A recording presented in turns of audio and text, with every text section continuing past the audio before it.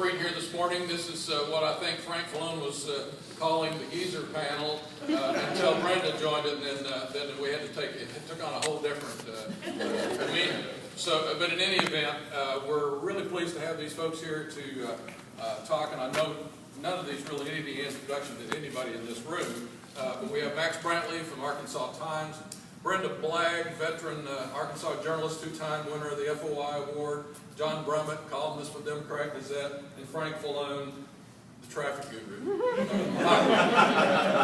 Yeah, and to moderate this group today, we have an a veteran journalist, Rex Nelson, who will be kind of trying to keep order this morning. So Rex, I'm going to turn it over to you. Tom, thank you, and thank all of you for being here to hear the Old Timers panel, and it's a real honor for me to be with a group of longtime friends and acquaintances. I won't specify which ones are friends and which ones are just acquaintances, but it is a pleasure to be here. I thought I would get started. I'm going to try to stay out of the way as much as I can and maybe just pull some stories out of these folks, but I thought I would get started about them telling us how they got in the newspaper business originally and how they stayed in it for so many years. Did they just stumble in, fall in, couldn't get out?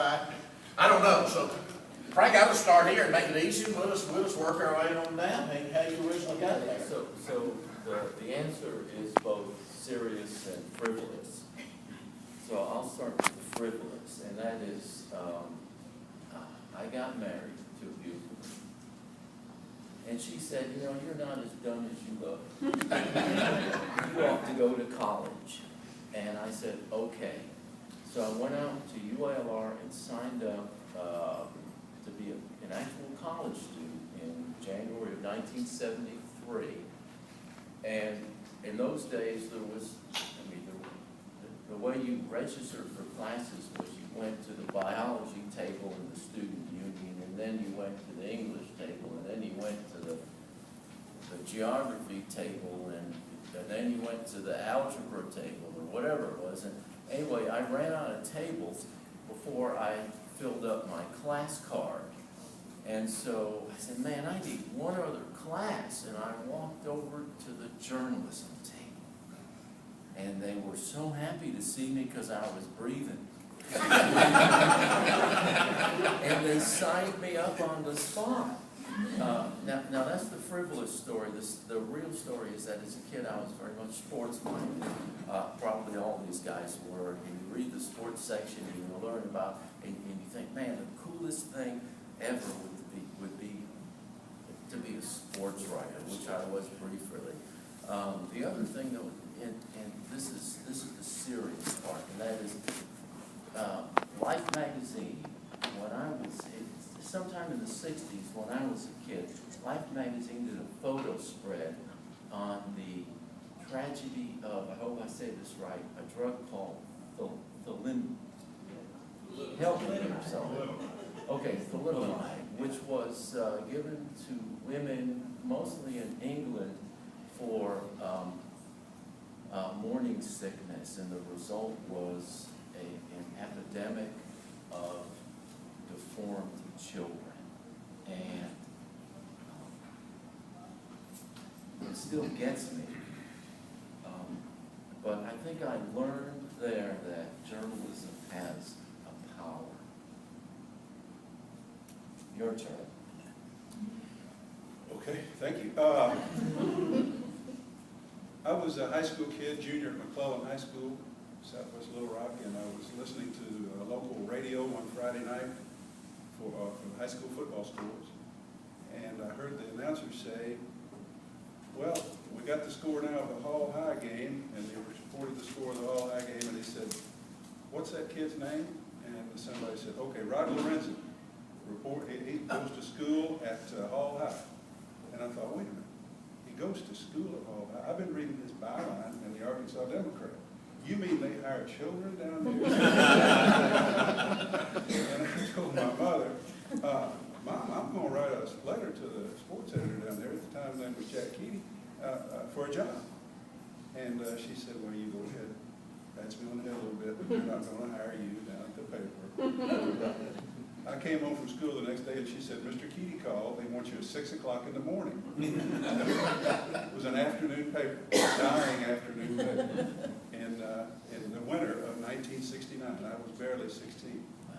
And my dad had to go buy another used car so I could have the family car to drive down to the Democrat at 5th and Scott in the dark by 6 a.m. The first morning I was the first one there. It was prompt. I was beginning my career, of course.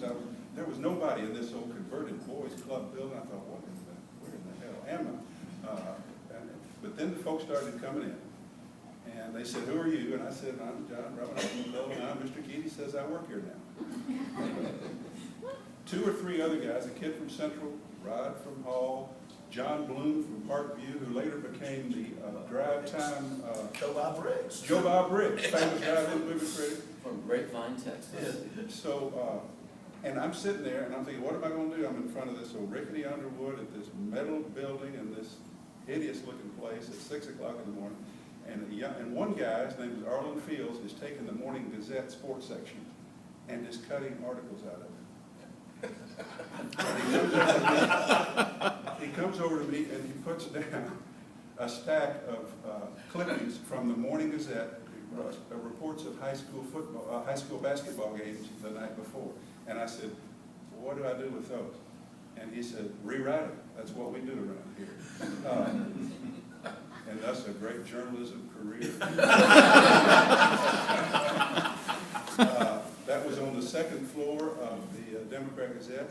In 48 years, though I'm merely a contractor now, the news operation with which I'm associated is now the 3rd floor. So I have risen from the 2nd to the 3rd floor in 48 years. I have managed to win my way through a dying industry.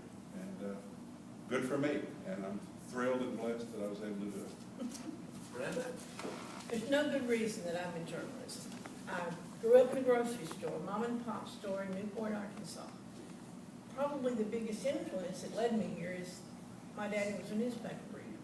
We got 3 newspapers in our house every day of the world because we got the hometown paper, the Newport Independent, the Memphis Commercial Appeal, and the Democrat in those days. And he was a voracious reader, and I think that I always wanted to be like Daddy, so I learned to read the newspapers too. But I went to high school, and I was a joiner, like so many of us are in high school. Anything that came along, I wanted to be in that club. And I got into the journalism class and ended up editing the high school newspaper that year. And I thought I was done with journalism at that point because I came to college planning to be an arts major. This was the 60s, and I'm from a little town in East Arkansas. And I came to the university campus, and the art department was full of people who looked very different from me. It was just a strange place. And I didn't really see how I would fit there. Somehow, I made my way over to journalism and started taking a couple of classes. And then it dawned on me, this is the thing to do because you can do anything you like. Find a way to report on it and spend your life just enjoying yourself in many ways. And literally, I have covered everything from the circus to the legislature, which are very similar. Fewer freaks at the circus. But it's been a great life because of that. You just get to do anything you please, and you can do sports. I actually did a little sports myself, so. Or you can go into environmental news, or you can do whatever you want to do, especially if you work in a small market where they'll give you that flexibility. And I've been very fortunate to have that. Thanks. Well, like Brenda, my dad was an inveterate newspaper reader, and I couldn't wait for him to come home every afternoon with Lake Charles American Press so I could read a sports page. And from age 6 or 7, I decided I was going to work for newspapers. Went to college, majored in journalism, went to grad school in journalism, and dropped out and wanted to. I was a sports editor of a weekly newspaper in college in Virginia, and that decided me I didn't want to cover sports anymore.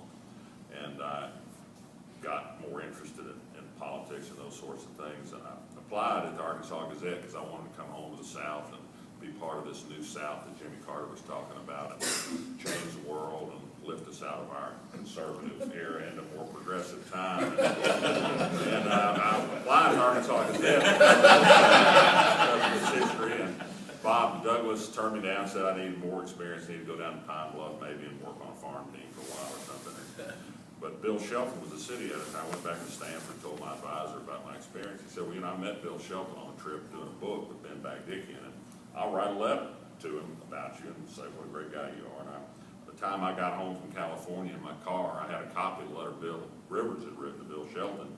And that afternoon, Bill Shelton called me and offered me a job, and the rest is history. And I'm here now. And 44 years in Arkansas, you can see what I've done. I mean, we've turned it from a blue state into a red one. I've been pretty successful at my mission. All right, and I'm going to stay with you, Max. We're going to come back this way all the way through, but I want each of you to say during, these 4 decades plus for all of you, any point that you came close to getting out of journalism, and why did you at some point? But no, except for when Walker Lundy wanted to fire me. But other than that, no. I did come close. I had worked in Newport for the Newport Independent for a while, and I got fired. I was told it was for downsizing. I know better, because it was my coverage of a political event that didn't sit well with my editor, who happened to be very Republican and didn't think that I should be paying so much attention to a little guy named Dale Bowler. So, anyway, it was a long story, but I lost that job, and I really seriously thought about going to PR after that, but I couldn't do it. It just wasn't going to happen. John? What was the question? Did you come close to getting out of journalism at any point? Well, when Stevens Media downsized me, and at age 60 or 58, I had nowhere to go. I thought, well, this is a classic tragic story right here. I called Walter Husband and I said, if I burned my bridges, because I had tried very hard to burn my bridges. Quite well. It was hard. He said, no, let me get back with you. And next thing you know, thank God for Walter Husband. I mean, that he's still putting out this paper, the caliber that it is, and that he still invests in engaging, vibrant, local colleges. Rex, you and I are incredibly indebted to him for that. And as A dying breed, as we were talking about outside the I don't think a lot of papers of that market size invest at all, much less to the extent he does, in local talent. You can buy some cheap syndicate and run these guys forever, Krauthammer and whoever you want, Krugman. But good for him. And as it happens, from thinking, I'm washed up, what am I going to do? And really, I am what I did and have been since I was 16. So the last few years of writing in the Democrat Gazette have been about as enjoyable as any of my life. So things have worked out. Lucky, got to be lucky, and I have been. Frank, all those years as a Democrat in the Democrat Gazette, PR, government, I answered the call, obviously. Did you ever come close? I came close about 1988 or 89, being the brilliant guy that I am. I realized that sooner or later there was going to be one newspaper in Little Rock and not two. I mean, you didn't, as Danny Ford once said about football, it ain't no scientific rocket. And it didn't take no scientific rocket to figure out that the end was going to be there for somebody, and it could have been us. As Bob Salee, the great Bob Salee used to say to me, Frankie, it would never surprise me if I came in any morning and the door was locked. So I tried to re-educate myself, kind of like a communist, I guess.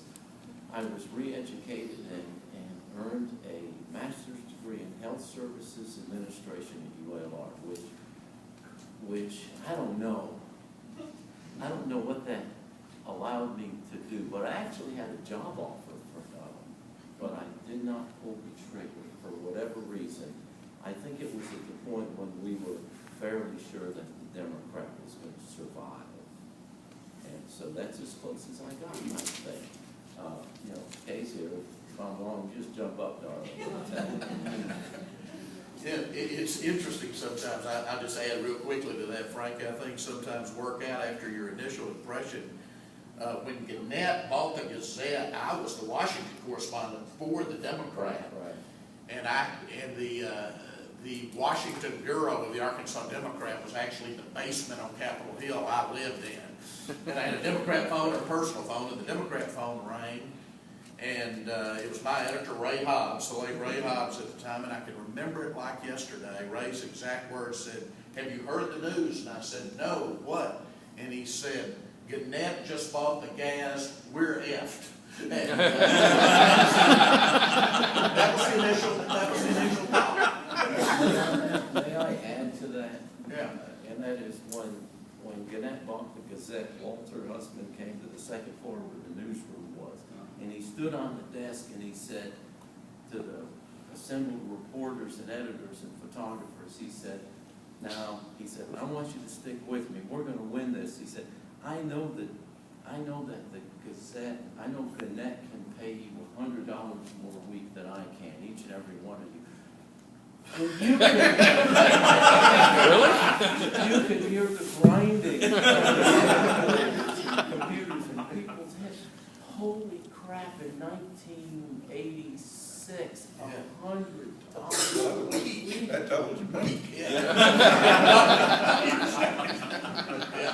Rex, you ever think about quitting? Oh, wait, you have. Several times. You always find your way back. Yeah, somehow. In fact, I am reminded of my first stint at the Democrat was in sports, and as Frank can tell you, what you used to do on Friday night football after you got the city edition out and all, you would go out and you would drink beer in the parking lot across the street, which was the Stephen Z parking lot at the time. I don't remember any of that. But we had an assistant sports editor who was leaving, so it was kind of the slash Friday night beer bust, his going away party. And I can remember this too like it was yesterday. He takes a full beer at one point at the end of the night before we left. And he looks at us and he said, "Boys," he says, "you know, your wife can leave you, you can declare bankruptcy, your kids can stop talking to you, but you know one thing is certain in life, you can always come back to the old crats." And he threw a beer across the then Metro Center Mall and crashed it against the building. And so there we go. All right. Let me ask this. Going back more than 40 years for each of these people, what things in the newspaper business now are better today than when you started, and what are worse today? Max, start out with you. We'll work our way back this way. What are better, what are worse? The internet's better. I mean, the access to information.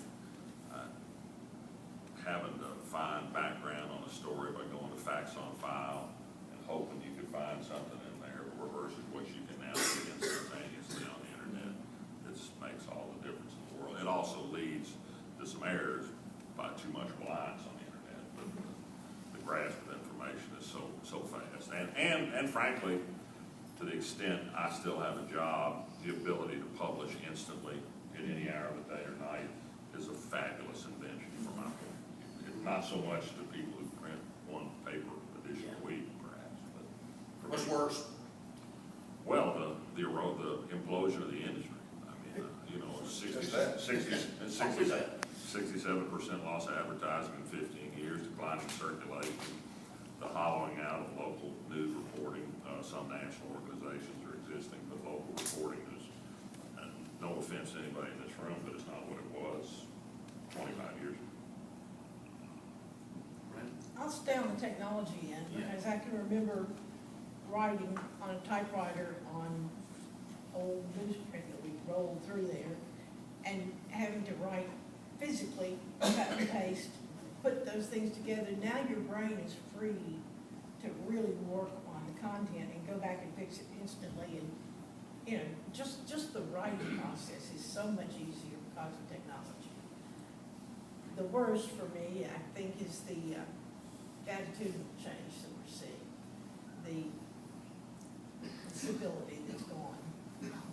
People who don't even know hate you because you might be one way or another in terms of your politics, or they perceive you that way. It doesn't matter how dramatic. I'm a pretty easygoing columnist. I do more teaching than preaching in my columns. But, you know, the reactions I get in the letters sometimes, the personal letters I get, shock me. That they get so, and I know this one gets lots more. Take it personally. Yeah, they do. And they have no idea who they're talking to, what guides me or whatever. But it's different. John, better and worse? Well, obviously, that obvious answer is the technology. I remember when I was going to become a contractor for the Democratic Gazette and not be in the newsroom, I had a couple of people, veterans of the industry, say, you got to have the newsroom energy. You got to be talking to the reporters in order to do it. And I think that's generally true, but it hasn't been true for me. I can sit at home with this phone and the laptop and the cable and the television and the access to whatever, and the broader instant access. If I wanted to do national columns years ago, you couldn't just get what you needed, as everyone said, instantly. So it's just I was watching. Here's how my day can be. The day James Comey testified to the Senate Intelligence Committee, I'm big on Twitter now. I tweet more than Trump. And I've got the TV on, and it's off to the side, and I'm listening to his testimony. I've got the laptop on because the keyboard I can tweet fast. And then I've got the phone, which has all these announcements when somebody is retweeting or sending me a message. And one is a dog bark, and one's a doorbell. And I'm sitting here, and I got noise over here, I got keyboard here, and I got this thing barking at me. And Shayla, my wife, is trying to watch with me, and she just screamed. She said, "I got to get out of here." I can't. How do you deal with this? And I said, "Deal with what?" Because, that's what I do. I'm just into it. What's worse for the newspaper business? I'm on this panel every year with a local man about town and witty Republican lobbyist and operative, Bill Vickery. And some of you know him, and you don't know what I'm talking about. He's a good guy, despite himself. But a few years ago, he told these folks, he said, "Here's the deal," and he said, let me preface by saying, I love John. You know I'm in trouble. He said, I love John. But back in the 80s, when he was writing 6 columns a week on the front of the Metro State section for the Gazette, he came directly from reporting, and he was breaking news in his column. And if you wanted to know what's going on, you went to his column. He was setting the agenda.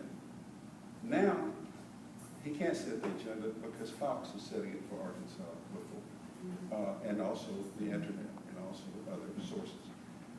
The worst thing about newspaper, the thing that's the worst is that, you can write a good, engaging column about the things we write about, and I hope we do so. But the real power is in telling people something they didn't know before they read it. And newspapers, we don't do that anymore.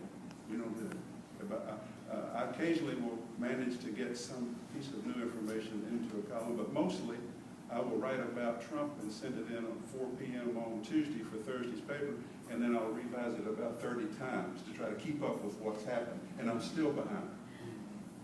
The real, most powerful engagement is telling people something that they did not know, and we don't get to do that anymore, and that's sad. Right. Better and worse? Oh, man, this is really going to take a long time. I will, okay, let me talk about something I did for the Democratic Gazette for a long time, something in the neighborhood of 20 years, and that is I talked to people. I talked to readers every day. Those phone calls would funnel their way up to me. And I think in the beginning, the conversations were a lot more civil than they were at the end. In fact, that was pretty much the one thing that drove me to ask to go back to the reporting ranks was a conversation I had with a man on the telephone. His name was in a police story, and it was so angry and profane and outrageous and long. It went on, and I just said, I can't take this anymore. 20 years ago, the newspaper's relationship with its readers was cordial or friendly. Over time, it became conflictual and angry, and that's what I experienced. I don't think I became conflictual and angry, but for some reason, the tone or the tenor of the relationship that we have with our readers changed profoundly and for the worse. I think maybe that has something to do with the politicization of everything, and the idea that for many people, politics has replaced other ways of other meanings, or other ways to bring meaning to their life. That's the worst thing. Let me say one other thing, and that is about the writing in newspapers. I think the writing is both better and worse.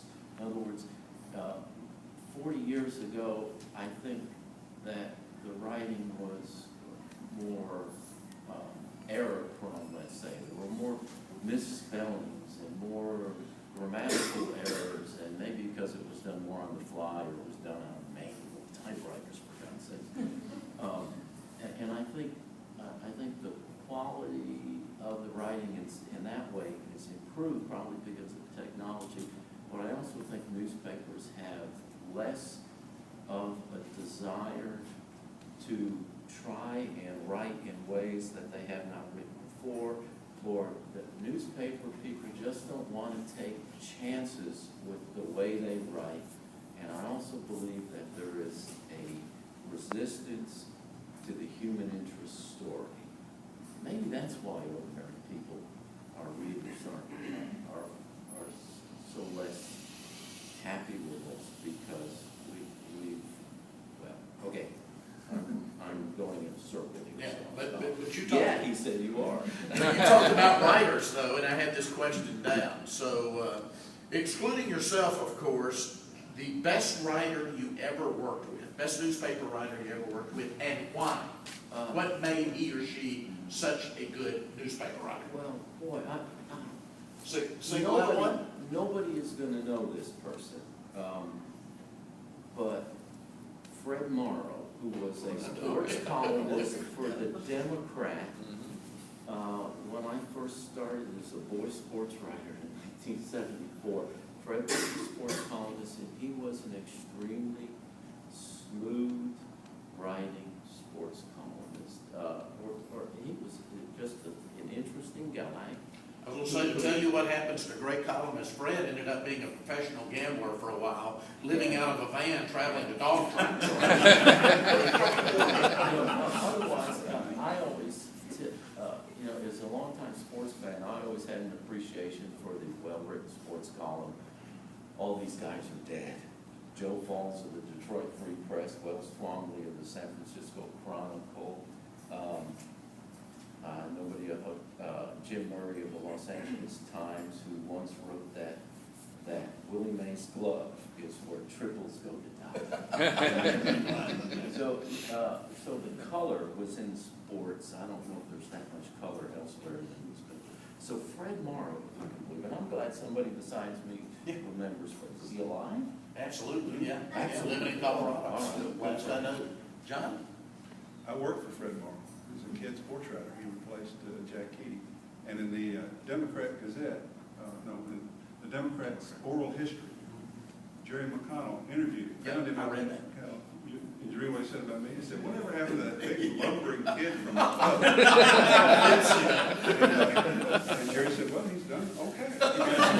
He said, be anything I ever seen, he just willed himself to be good, which is maybe more bitter about anything else I can say. So who are you, best writer? Well, I'm just going to tell you, there's a reason we talk a lot about people who've been around, who go way back in the newspaper business, talk about sports. That's where real newspapering gets done. Like, it's on deadline, and it's connecting with readers, and it is a wonderful training. I was, as a kid for the Democrat, covering the Arkansas Travelers, sitting in that little press box at Ray Wonder Field in the early 70s, and I got to sit by Jim Bailey. Jim Bailey would sit there and regale me with stories. He just loved to tell stories. And when the game was over, he would pick up the phone and call in the box score. And he'd take the box score, right? And then when he finished the box score, he would say the story.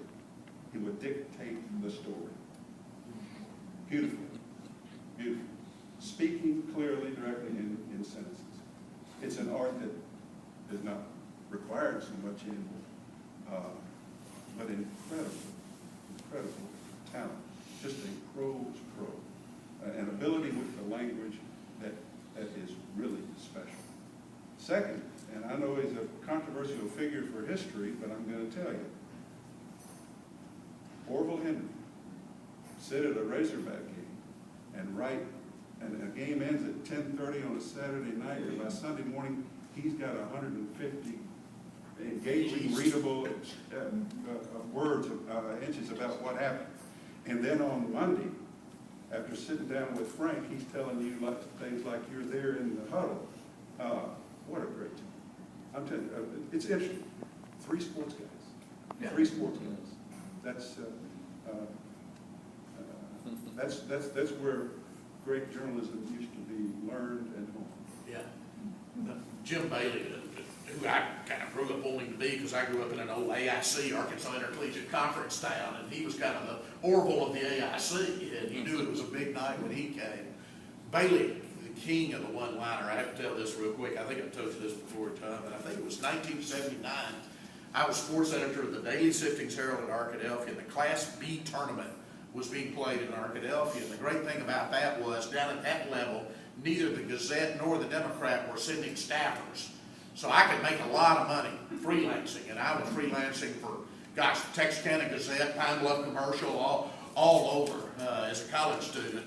But there was this great game that I want to say was in the semifinals that went like double overtime. And so I write the story, I call it in the Gazette, dictate it, I change the lead basically, call it into the Democrat. Democrat had just moved to morning, so the newspaper war was cranking up. For some reason, they both give me a byline. My Rex Nelson special to the Gazette, my Rex Nelson special to the Democrat.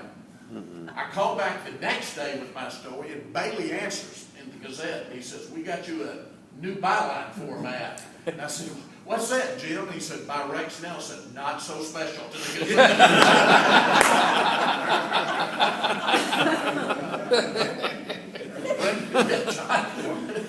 They had one story, Jim and Orville.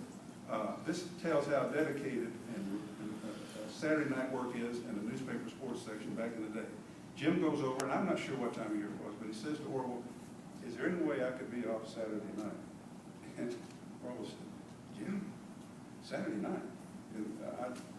No.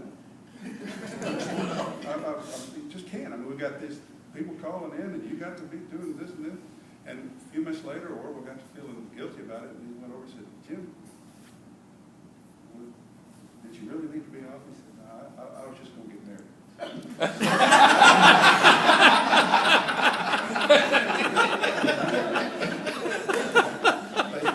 They went ahead and Orville said, "Okay." This perhaps is important to your private, so we'll work it out. That's just one night.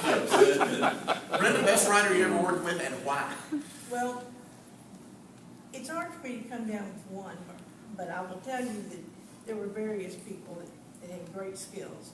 There was one young man at work at the newspaper that had the greatest ability to write leads. He labored over them, but he wrote a better lead than anyone else in the newspaper, over and over again. There were others who were just such detailed reporters that I learned from them, because I learned some of the skills in getting out and really getting underneath the story, finding out what all really drives it. Yeah, silence your cell phones in case I didn't say like they usually do at the start of meetings. It's probably a news bulletin. Oh, it's somebody trying to sell me A something. Trump tweet. The other person I'll have to mention by name is Jim Morris, who Yeah. had a better knowledge of his community than anybody you ever knew. He could write an editorial that spoke to everyone in that town, and they knew to listen to him because he knew the place, and he could get that message across in various ways. In terms of people I worked around but not in the same publication with, I learned immensely from Ernie Dumas. Yeah. His work was, again, detailed. You can learn Arkansas government by reading Ernie Dumas. And I did, I studied. Max? All a bunch of them, you know, Mike Trimble is everybody's favorite writer because of his ability to bring color to reporting. Famous story about playing football at Bauxite is a winner for all time. Bob Lancaster, underappreciated because he's sort of an acquired taste, but when you watch him work, and he's the best educated person I've ever known, who dropped out of Henderson, I guess, in his freshman year, but is the best read person I think I've ever met in my life. He knows everything about everything. He also could write colorfully, but he bled to write columns. He labored over every single word. It's just amazing. When he did one of those columns that would be this seemingly stream of consciousness thing about things that were stupid, let's say, and he lists 95 things. When you think about how hard it is to come up with a list of things, discrete individual things, it's hard. I mean, it looks easy, it's not easy. Mar Leverett was both a great reporter and a great writer, but I would say Ernie Dumas. I always tell people that if I could grow up to be anybody, I'd grow up to be Ernie Dumas. Not only because of his command of the material, his ability to get people to talk to him even after he's written unflattering things about him. He's just such a nice guy. His knowledge of Arkansas history, but he also has an underappreciated knack for sometimes waxing pretty eloquent when he writes about his hard scrabble life as the son of a log hauler down in Union County where they had an outhouse and no running water, and he drove into town every day to work at the El Dorado Times, starting when he was about 14 years old. There's really some color in his writing at times that's underappreciated. He's amazing. And at 80, he's still got a better memory than I had at 21, which is, Yeah. he's mine. Yeah. We've had some good ones in this state. Can I tell about Yeah. when I went as a child to the Democrat, I was a great new Democrat reader, and they had a front page column called Lancaster's Arkansas. Yeah, front page, 1A, yeah. And I thought, this guy's the coolest guy in the world. And I wondered, where is this Bob Lancaster? And then one day I looked over on the news side, and there was a guy at a typewriter, and his hair was sticking every direction. and then I watched him a minute, and he was in such pain and in such intense concentration that as he pondered how to make this more perfect, he was doing this. And I said, who is that guy? Who is that guy? That's Bob Lancaster. His process was, you ever see him do that, Max? Oh, yeah, he tormented himself. We've had some great writers in this state. I mean, I feel I grew up at a lucky time because I couldn't wait as a boy to run out to the driveway and get the Arkansas Gazette every morning and read it. Now, like these guys, I started with the sports section, but I can remember reading Leland Duvall when he made business and agriculture interesting to a kid, of all things. Frank, Let me follow on your remark about Mike Trimble, who eventually went to Denton, Texas, and I think now is out in the newspaper business.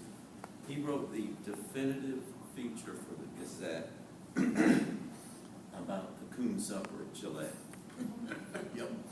And what made it definitive was the ending. Now, you know that, newspaper, you've got to have a good lead, but the ending is as important as the beginning.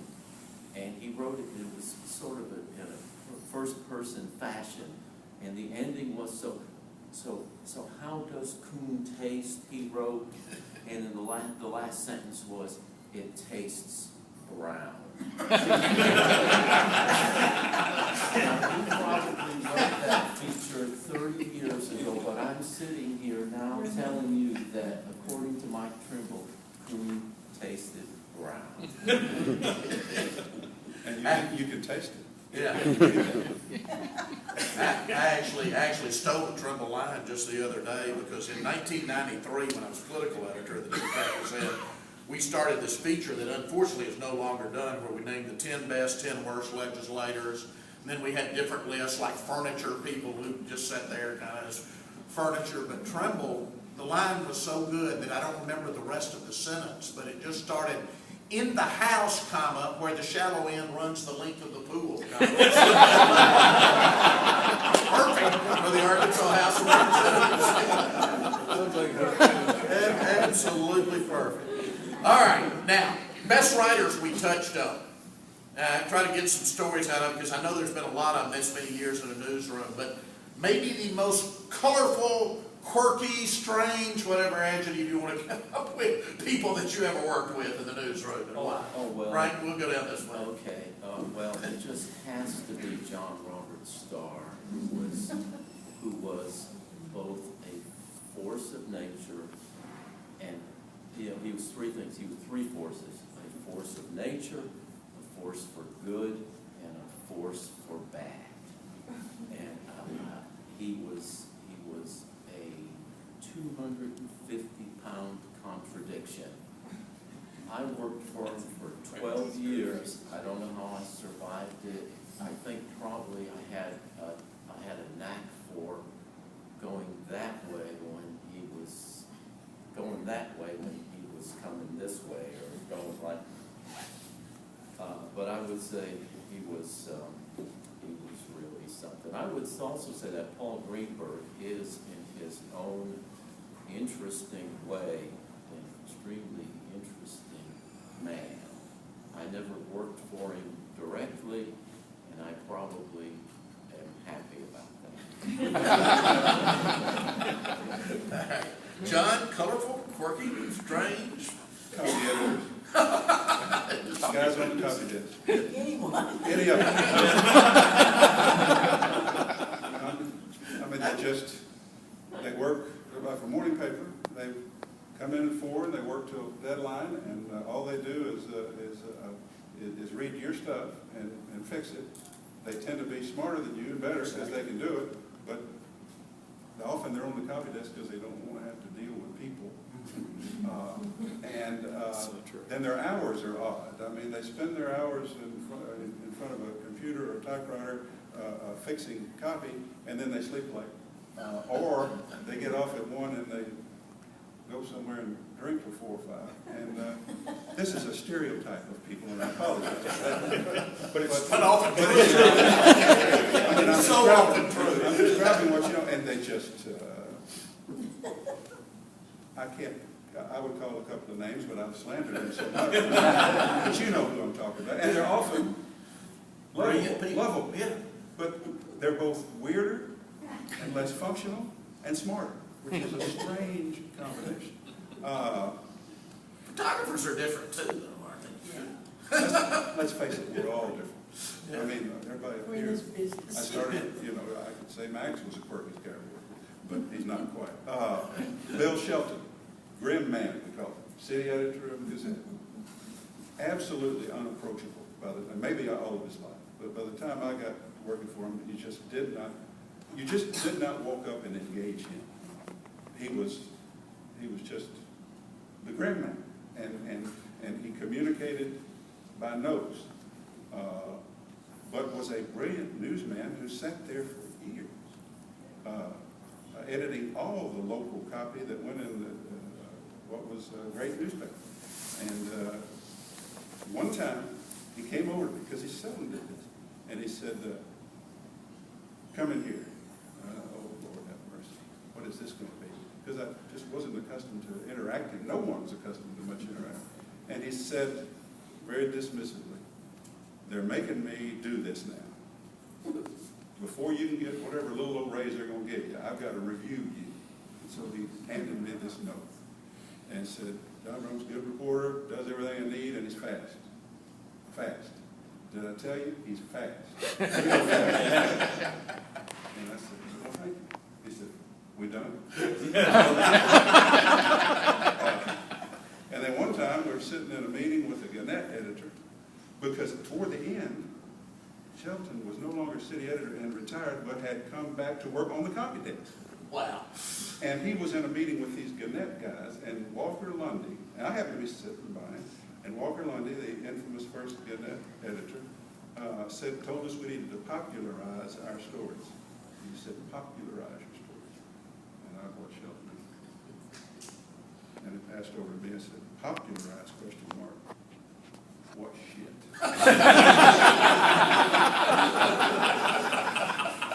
Which it was. We popularized them into extinction within a couple of years. Great characters. You could not write a novel about a newsroom. Nobody would believe it. Nobody would. I have to tell one story since you mentioned Shelton. We've talked about a little bit of difference back between the Gazette and the Democrat when they were competing. I was mentioning earlier, talking to Ray Hodges when I was in Washington. I called Ray one morning, and you would always go over the stories for the day. And Bill Shelton was getting some big award in Washington. I want to say it was from like the National Conference of Christian Jews or something. So I mentioned to Ray, I said, I don't guess you want me covering this. And he said, no. He said, this one, Bob Salee, who you mentioned, was the city editor of the Democrat. And he said, but think about this. Said the Gazette city editor is getting an award in Washington tonight at a black tie dinner. Our city editor is a fat guy with tattoos on his arm who just walked by my desk and burped. That kind of sums up between the Democrat and the Gazette.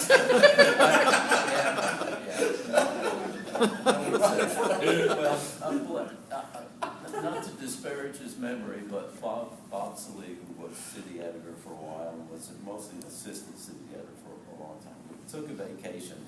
And I said, what are you going to do on your vacation, Bob? He said, well, not much. I'm just going to fix me a big old pot of coffee and sit in a chair and drink coffee and smoke cigarettes. And I resisted the urge to say, well, that's what you do.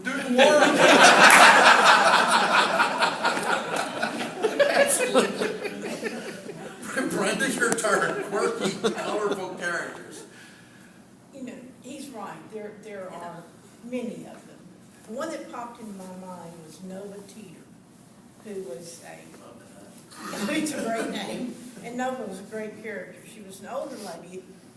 I don't have a clue how old she really was, but she worked in the newsroom and was doing, we called her the editor of Heaven and Earth, because she did obituaries and births and all those kinds of things. She was just a chain-smoking older lady who she'd look up from her typewriter and glare at people every once in a while. And you'd hear her on the phone, and she'd bark at some of them, and she's just as sweet as she can be to others. But she's just a classic newsroom character. And there have been tons of those kinds of people in small newspapers. But yeah, I've known some of these people they've talked about. They deserve mention. Max? Oh, I don't know. John's right. Copy editors are an interesting breed. We had one of the Gazette who claimed he invented for Nixon ping pong diplomacy with China, and a lot of other stories as well. We had a great guy from New York who came down, didn't know how to drive, and bought a Honda, taught himself to drive, just heading off into the woods of Arkansas. Had a lot of wrecks. Harvey Cooper, he now writes those headlines you love in the Daily News in New York. A lot of guys, actually one of the quirkiest guys was truly a pro and was a wonderful asset was Orville Henry. Because he changed so much throughout his life. The Orville Henry notepad that he came up with these little one-liners in, save a tree, eat a beaver, and was one of the most famous. But no hands, play soccer, But anyway, but he was a genius too, and what he did at the same time. I think Orville was the biggest character ever. There was just no telling what he would say or do sometimes. Not at all. I've got more, but I bet y'all got some questions. Well, Who's got- wait, go ahead, Harvey John. Cooper from New York, copy editor at the Gazette, wonderful guy, but he moves from New York to Little Rock, and he's going to do what all New Yorkers do. He's going to get out and take a walk, and he winds up at Markham University trying to get across that street, and he thinks, where have I gone? Because it's impossible to walk across Markham University. Anyway, that's all. All right, who's got questions? I got a Bill Sheldon story. When I came back to the commercial as editor, he was on the copy desk, Yeah. and Right. that's all he did. But he had retired as city editor of the Gazette and still needing money before the Gazette made him a copy editor. He drove to Pine Bluff. And went to Pine Bluff. Came to Pine Bluff, and he was on the copy desk, and I'm thinking, I got there, and I've got this icon working for me on the copy desk, but he never said anything. He was the quietest person. But it sort of bugged me that I had this super intelligent, seasoned veteran that never really added anything to the page, other than all the things he caught on the copy desk. And so one day we were having this argument, how to play this story. Well, I think it's this, and somebody, I think it's this. It was like, well, Bill, come in. It's like, come and join this conversation. And he stood there for a minute with his, flat top, and he said, well, that's not even a story. Just like that. I mean, it was like, oh, really? But that was pretty much, you had to kind of drag him into the conversation. But if you dragged him in, he would tell you what he thought. But one time, I didn't drag him in, but he told me what I thought, and I'm probably going to start crying telling him. But he was a copy editor at the Gazette. He had come back to the Gazette, was coming in late in the afternoon to work on the copy desk. And I was in my blow and going 80s as a columnist, and Steve Clark had been caught taking people to dinner he wasn't going to dinner with. And I was having a heyday about that. I was writing, and I was just going to town with it. And he walked over, he came in, walked straight to me, and a copy desk on the other end. He walked straight to my desk, and with about 20 people in earshot, he said, Brummett, you're not going to be happy until Steve Clark commits suicide, are you? Smoke. Maybe I need to reconsider the tone of what I'm writing. And I did, but I kept writing the same way. But when he wanted to tell you something, and that's sort of his value system, that sometimes what we did was personally abusive. And I'll never, obviously, forget his saying that. Other questions? All right. I would add something here that Brenda shared a story of one of her family members that were there last night to see her get the Distinguished Service Award, made an observation from a person outside the industry that the one thing they took from this was the passion people in that room feel for the newspaper business. And I think that's really telling, and I think there's a lot of passion on this panel as well, because you've stayed in it as long as you have, and you've left it, and you've come back, and you've left it, and you've come back. Just one.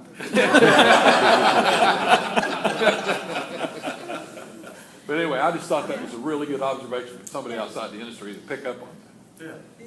These are young 50-somethings that came to the dinner, and they basically were going home and talking to each other, and they told me later that they were just impressed by the level of passion and commitment that people they saw in this room have to what they do. And you don't see that in every industry, and I think they're absolutely right. Well, in the old Gazette newsroom, you want to see passion, you should see Max. There's a city editor reacting to something he's heard or something. He gets outraged with great regularity.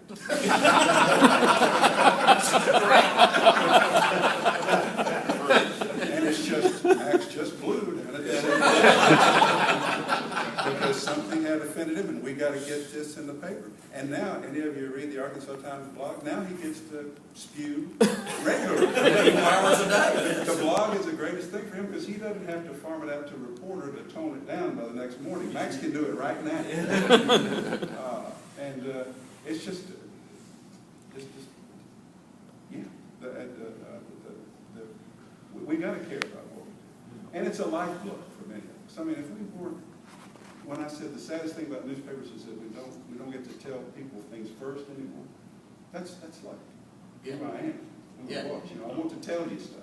And you get to do it. I get You're lucky. Blogging was the greatest thing that ever happened to me because I went from the Gazette to a weekly paper and I would sit on stories all week. Be fearful that somebody was going to break it before we got it out, and it didn't have the same immediacy in a weekly as it did in the paper. But now I can break news all the time, and that's the crack cocaine of what I do, is being able to report something first. I mean, in any given week, there are 3 or 5. The last Little Rock Black police officer, Matt the chief, I got that first, reported it first this week. That kind of thing happens all week long, every week, because people know I'm an outlet, and they send me stuff. You can read my blog this morning and see Mark Martin's personal voter information. I bought the disc yesterday for $2.50 and said, well, if he doesn't see anything wrong with passing out, I'll give you his phone number and his street. Yeah, got one over here. You talk about the newsroom characters, kind of like the chicken or the egg. Those certain type of people, are they drawn to the news world, or does the news world train them? Well, there's some voyeurism in Oh, our absolutely. business. You know, I think snoops are attracted to the business. People with opinions are attracted to the business. And so, yeah, and the hours were weird. I mean, going to work for me at a place where I went to work in the afternoon and worked till night, that was sort of strange. It kind of fit my lifestyle then, but I've lapped myself. I used to stay up till 5. That's when I get up. Yeah. I think it's both. I think generally people of a certain personality type are drawn. But when I was a 16-year-old innocent child of a Church of Christ conservative family, and I went to work in a newsroom, people would say now, what happened to you? And I said, I went to work in a newsroom. I got to know different thinkers, different types of people. It's an education and a worldliness that really I can't think of no other place where you can get it. No, I think everybody up here could say it has allowed us to do things and meet people that we never would have done in any other industry, period. And if you want a life that's interesting, maybe not as well paying as other things, but interesting, it's a great way to go. I think I had one in the back over here, didn't I? Yeah. It strikes me that all four of you reached the peak of Arkansas journalism at some point in your careers, and then had your careers materially affected by changes in the business, to where you're on an employment contract, or you're part-time, or you're changing newspapers, or I'm unemployed. what would you tell the high school journalism student who's thinking about going forward as a college now? Good question. Frank, we'll go down this way. Well, I would say to give it a shot. I enjoy reading military history. There's a famous incident with the Marine Corps in World War I, where they were in some battle in northern France, and the Marines this platoon or company was reluctant to move forward, and some grizzled old sergeant got up and said, "Charge, you sons of bitches, do you want to live forever?" and if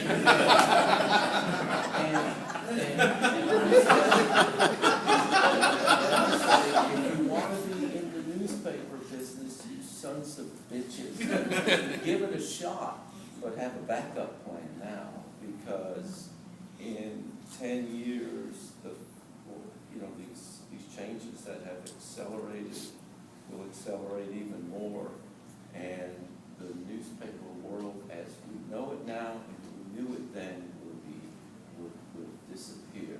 So give it a shot and enjoy it, but have a backup plan, a second career in mind, just in case it doesn't work out. But wait, I have to say one other thing, and that is that it used to be that the newspaper industry allowed reporters and editors and photographers to enjoy what I would call a middle-class living. You could make a middle-class living, decent middle-class living in the newspaper industry. Tom, yes? Yes, Yes.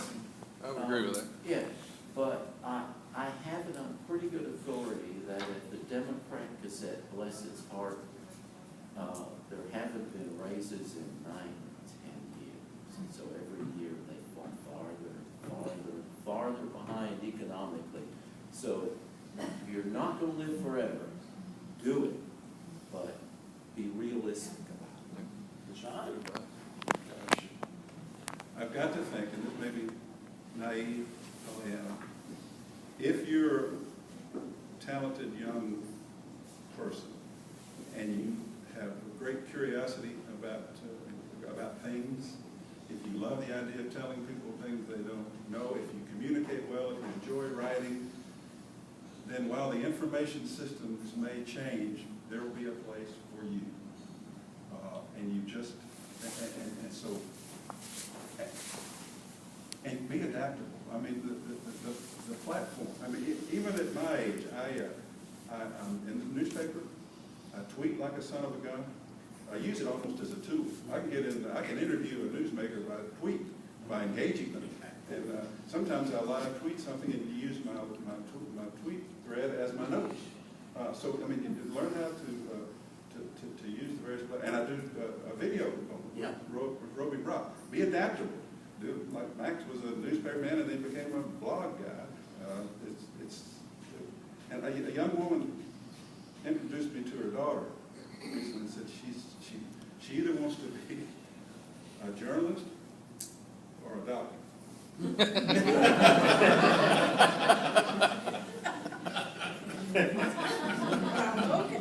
And I said, seriously, it's just occurred to me, young lady, both. Become a doctor and write about it. Yeah. Because there will be a place for it. If you want to write and communicate with people and tell them things they need to know, you can do that in the future from any profession. And in fact, that may be where the information comes from, in such compartmentalized ways that being a communicator will be a premium to what the other career is. That may be where we're headed. And I'm serious. Yeah. I'm serious. Do both. Right. I think there's always going to be a place for truth tellers, people who gather information and share it. I don't know what the formats are going to be, and what I would tell young people is to be part of the revolution. There's going to be a change, be part of it, be on the front end of it. I long ago started teaching journalism students all kinds of skills, things that we never would have thought about. You know, most of us carried a little camera around and learned how to take a few pictures back in my day, but now they carry video equipment. Now they do everything. They need to be able to do that, and certainly I would encourage it. But the fundamentals are always going to be there, that need to have someone gathering information and passing it along truthfully and honestly. And it's a hard life to be. Max? Well, I would never discourage anyone from pursuing their passion. And I tell people if they have a passion to do it. I tell them truthfully that the industry is struggling and that money will be a problem. But I don't remember the glory days of comfortable middle class life in newspapers quite the same way other people do. I went to work for the biggest newspaper in the state, then making an awful lot of money in 1973, and I took home $100.53 a week. And I remember distinctly my car failing a vehicle inspection and calling my dad in near tears saying I couldn't afford the brake job to pass the vehicle inspection and get my license renewed. So, I mean, you could struggle. You could struggle then too. So there is that. But the difference is but for a newspaper war, I'd have probably worked at the same place for 50 years until I retired. And that was a pattern for people of my era. You went to work somewhere, you found a job you liked, and that's just what you did until you died or retired. Well, that's not the way it is anymore. People change jobs all the time now. So I never discourage anybody from trying anything for a while. My son works for sort of a struggling tech startup in New York City. He's the word guy. He's the one guy who's hired by the company to write stuff. Yeah. Because none of the rest of the people, they all know how to code. They can't write a complete sentence. So he's the word. Now, he doesn't get paid as much as the code guys, but he's making a living being the word guy. So, Yeah, I agree. I think there is always, you said that backup plan, Frank, but I think there will be a backup plan for those who can write well. Because it's such a rare thing to find people who can write well. But yeah, try that newspaper business first because you won't live forever. Yeah, exactly. and it is fun. It's absolutely fun. I've had a lot of people, as you can imagine, asking, age 57, why you take a big pay cut to go back? And seriously, I say, look, I'm a kid from Arkadelphia, Arkansas, and because of the newspaper business, I've been at everything from a Super Bowl to a Kentucky Derby to in the White House with 3 different presidents. There's no other business that would allow that for a kid from southwest You Arkansas. know, when I was trying to Now I'm getting teary-eyed, Brian. recast myself, and I earned that degree in health services administration. Many times my wife said to me, "You never would have been happy doing that. You would have been happy only as a newspaper guy." And she's always right. She was right. There was a time in the newspaper world when I was a reporter before I became a columnist, covering the state capitol for the Gazette. And in those days, there were multiple reporters on the beat. You would hang out at the Capitol in the press room. You would gather your news all day, drive down to the Gazette, go into that newsroom at 5 o'clock when all the beat people are coming in, and you got more people than you got computers. And you're going to find one in the library or sports or somewhere. And and there were times when I would do 6 or 8 pieces from 5 until the deadline at 7:30. Max and Bill Shelton sitting over there editing them. The energy, the byplay, the level of concentration, it's a time, it was the best time of my life, really. And I was smoking in those days, and I'd look at it sometimes and I'd have 3 cigarettes going. I'd have one over here, and I'd have one over here, and I'd have one down here. Just into it. And I don't know the extent to which that still happens, but some version of it is still happening. Yeah. Sure. Yeah. There's one thing I want to add to that picture. A quieter, smoke-free version. That's a great picture John has depicted, but the one thing that's better about it is before computers. And when you walk down the hall at 5 o'clock in the Gazette newsroom, and the pounding of those typewriters, that hailstorm noise in the Underwood. Teletype machine. I love the sound of that. Everybody in there just pounding the crud out of the typewriter. Oh, we had guys who were great. Nate Allen. What time we need to wrap up? About 5 minutes? Yeah, we've got about 5 minutes, just a quick sum up. All right, here's the sum up. Where do you see this business in 5 years, 10 years, and 20 years? Max, we'll start down there and we'll come down through here and we'll wrap it up. Smaller, and I see a continued decline in circulation and advertising migrating to the web. I do think some places will survive because there's a thirst for local information. That's the big hole. The big problem, I think, for the print industry is how much has been stolen, both in content and in credibility by TV. They avoided the web for a long time, trying to protect their 10 o'clock news show, and then they realized that was failing. And they now pound the web 24 hours a day, and I'm telling you, there are more people getting news from TV than are getting it from newspapers, and that's bad. The other thing that I wanted to say for the business end of it is that the loss of retail advertising, both because of the change in the retail structure of the web, I don't need to tell you all about that, but that has left one of the biggest single sources of advertising left in the market is government, and that money is at risk.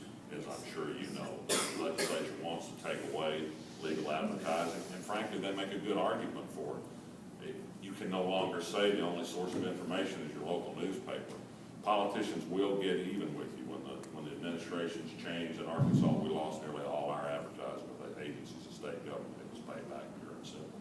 That's just the reality. That's what we got to face, and it's been. I only see it getting worse. Frankly, I'm a pessimist. Brandon?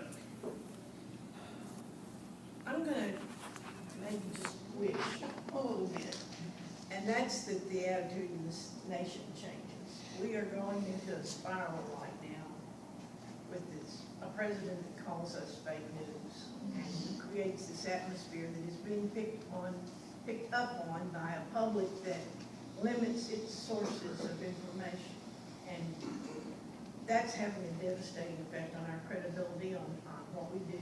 We're forced to do our jobs even better and more meticulously than we've ever had to do them before. But I will say that in 5 or 10 years, we will have come around to that point where we were on a high after the Nixon years and after the Watergate stories. altered people's opinions of newspapers and our influence. And I think it'll happen again because there's always a turnaround at some point. When you've been around as long as we have, we've seen those changes.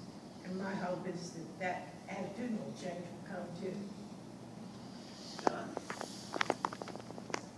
I'm gonna say both Max and Brenda are right. As it looks worse, be pessimistic, but there will be a resurrection. I also think that the New York Times and Wall Street Journal, Washington Post are going to survive, but the last metropolitan daily newspaper to publish in America will be the Democrat Gazette. And I'll be about 85, and you'll be about 78, and we'll still have columns. I like that. Frank, you got the last word. I think technology always wins, and the printing press is an antiquated technology. And other technologies have and will surpass it. In 10 years, I see metropolitan newspapers as publishing a print edition 2 or 3 times a week maximum, but having morphed to mostly online publications. In fact, I'll take that a step further and say that the print newspaper will eventually disappear for practical and economic reasons. One of which is it costs a lot of money to have a printing press and to employ people to print and deliver that thing. And publishers will say, if I don't print and deliver, I don't have to have dozens of pressmen and laborers and carriers. I'm gonna bite the bullet and become an online organization only. And those technological, economic factors will spell the end of the printed newspaper as we know it. Please don't ask me for a timeline. I'm not a Swami. But that's how I see it. Do you think a newspaper is a print product? And this is happening in some places, and I'm just wondering how it's going. That cuts back to mostly online and will deliver a print product 2 or 3 times a week. Does anybody take the print product? Do you effectively kill it by making it less than not daily? Does it have to be? It's got to be a daily staple. Presence has to be there. Yeah. Well, All you gotta do is look at what happened in New Orleans. Well, that's what I was asking. exactly. They ended up essentially printing a daily product. They just don't, you can get a daily product in the newsstands, essentially. Yeah, But not at home. but not at Not at home. Well, to paraphrase Charlton Heston, they'll pry my print edition from my cold dead hands. But we have been treated to 4 true Arkansas newspaper legends. Let's give them a hand.